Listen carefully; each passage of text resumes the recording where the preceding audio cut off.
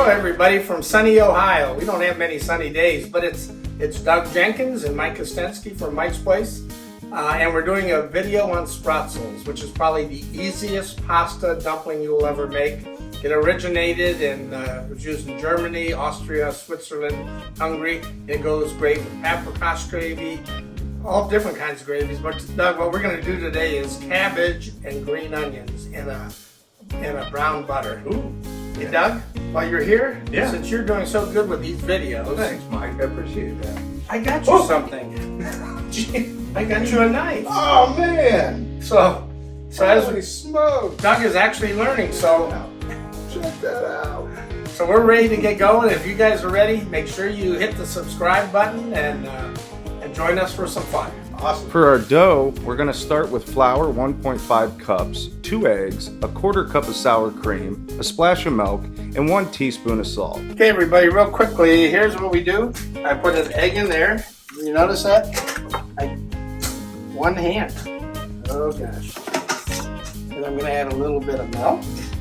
A little bit of milk. A little sour cream. Okay, maybe a little more. Okay. A little bit of salt. Do about that. And then we add, this is about a cup of flour. Now you might have to add more.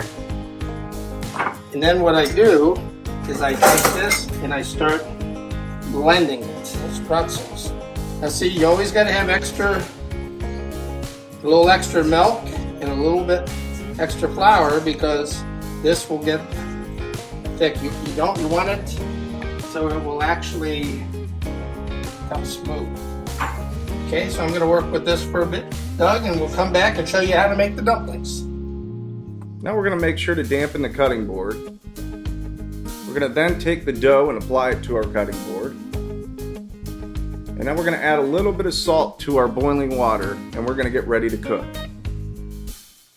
Okay, Doug, you see I got good boiling water that has been salted. Now what I do, this depends on the size you like. I like them small, so I do that. I take one off at a time.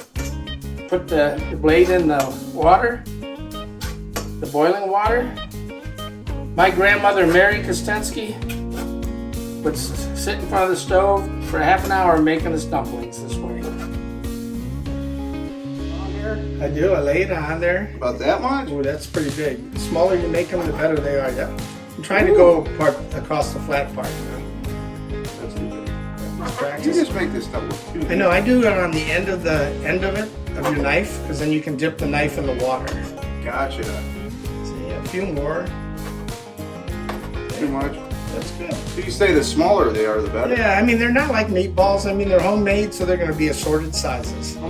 When your dumplings are done is when they are floating. Then your dumplings are ready to go. Now on to our sauté ingredients. We're getting close. We're going to take a log of butter and we're going to simmer it until it turns brown for a nutty flavor. Now Mike's going to dice the onions and we're going to also chop up the cabbage. Let me give this a go. A little more than that, come on, yeah, that's okay. Right here? Yeah, that's good. And remember, fingertips do not add flavor. Oh man! Mike, you make this look too easy, man. You're doing good. After not cutting my finger off, we're going to saute in the brown butter. Add the cabbage and green onions. Okay folks, what we're going to do now, which I love with dumplings, I love cabbage, which I add to the brown butter. Scallions or green onions. Lots of heat. I like fresh pepper, salt, just enough to get it good. And some people even add,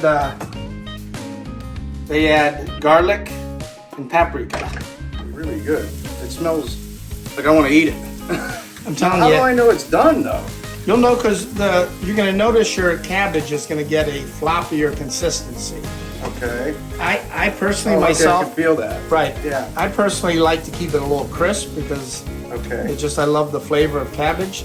But most people will want it softer. And I'm telling you, the thing that really makes this pop is the fact that we use brown butter. We brown the butter off. It smells incredible. It gives it that nutty flavor. It does smell incredible. All right, you better get over here before I ruin it.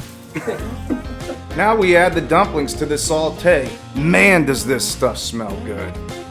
Hey folks, when I make this dish, I just take them out and I add them to this pot.